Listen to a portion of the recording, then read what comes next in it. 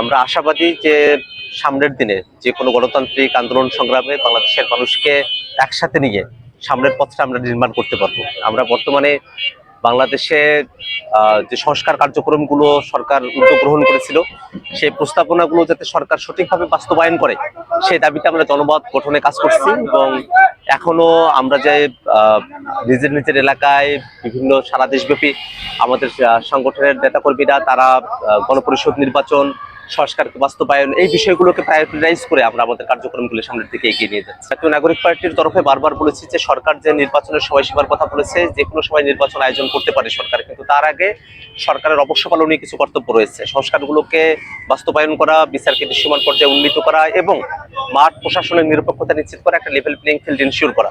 সেই জায়গাগুলোতে সরকার যত দ্রুত এটা করতে পারবে তত দ্রুত সরকার নির্বাচনের দিকে অগ্রসর হতে পারে। এবং বাংলাদেশে যেহেতু একটা নতুন সংবিধানের বাস্তবতা রয়েছে, সে জায়গা থেকে গণপরিষদ নির্বাচনের দাবি আমরা অনেক আগে থেকেই সরকারের কাছে করে এসেছি।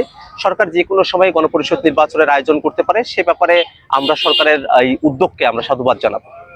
আমরা যে কোনো সোসাইটিতে যখন একটা জনগণের আকাঙ্ক্ষার পরিবর্তন ঘটে, নতুন রাজনৈতিক জনগোষ্ঠীর আবির্ভাব যেখানে ঘটে, সেখানে গণপরিষদ নির্বাচনের মধ্য দিয়েই সেখানে একটা শাসনতান্ত্রিক কাঠামোর তৈরিতে তারা ভূমিকা রাখে।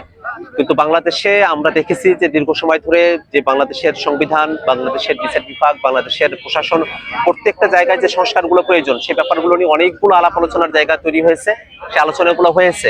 আমরা গণপরিষদ নির্বাচনের দাবি জানিয়েছি সরকারের কাছে এবং অনেকে শুধুমাত্র জাতীয় সংসদ নির্বাচনের কথা বলেছেন এবং সেই বিষয়গুলো নিয়ে সরকার একটা সিদ্ধান্তে তাদেরকে আসতে হবে যাতে করে গণপরিষদ নির্বাচনের আয়োজনটা সরকার সঠিক সময়ে করতে পারে।